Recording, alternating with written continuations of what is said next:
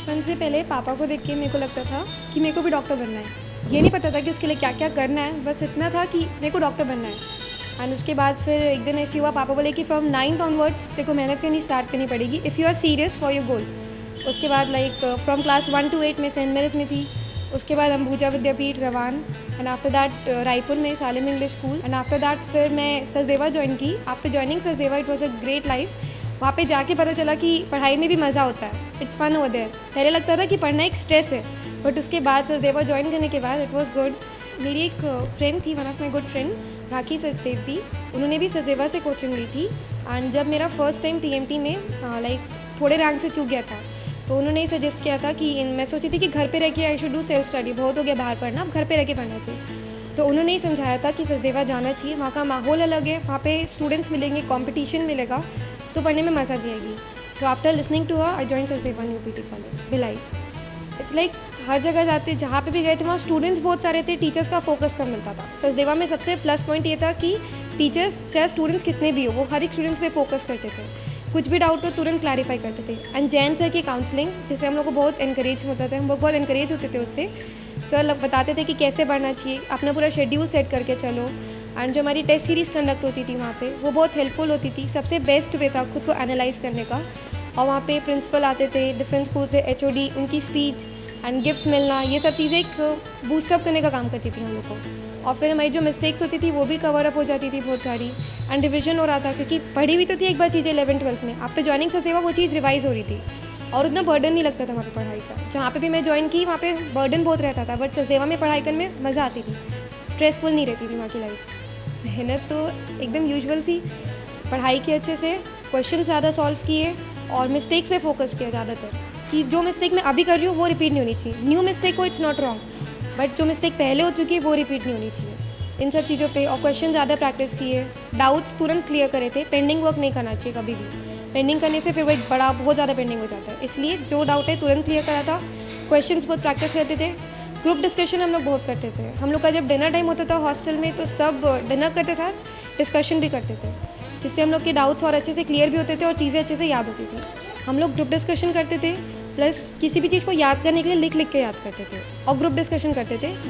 ये सबसे best point था, ग्रुप डिस्कशन। और उसके बाद हमारी क्लास में जो भी पढ़ाई होती थी उसको हम तुरंत आके रिवाइज़ करते थे, जितना पॉसिबल हो सके तुरंत रिविजन करते थे।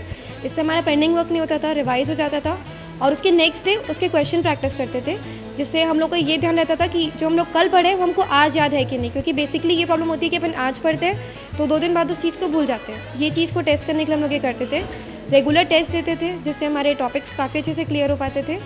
प्लस हम लोग ग्रुप डिस्कशन बहुत ज़्यादा किया करते थे। एंड नेहा के साथ बहुत पढ़ती थी, हम लोग एक साथ रूम में रहते थे, वी वर रूममेट्स, एंड हम लोग पढ़ाई भी एक साथ अच्छे से करते थे।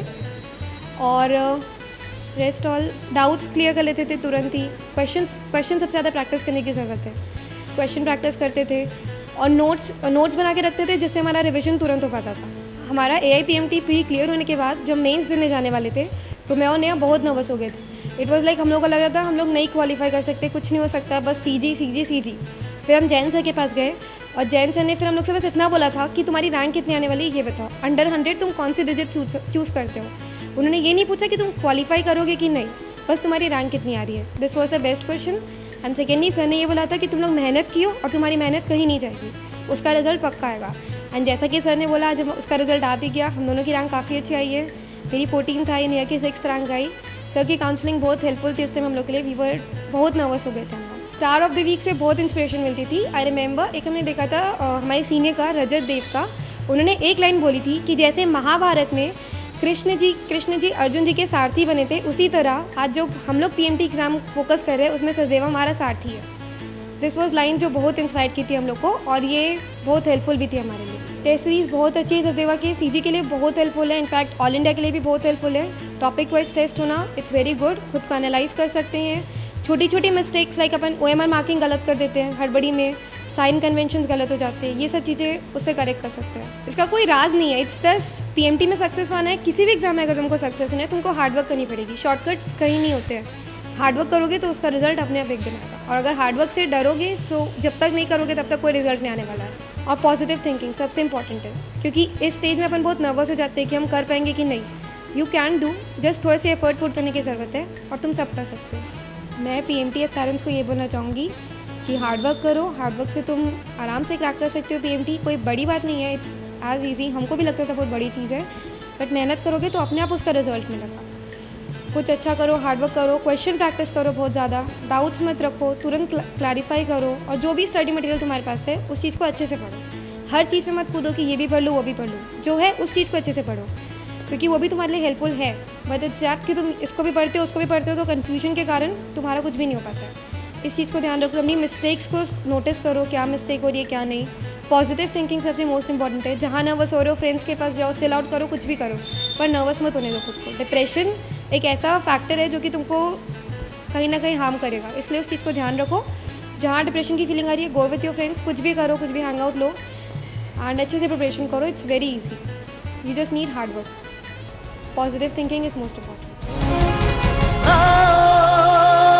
सवारे जिंदगी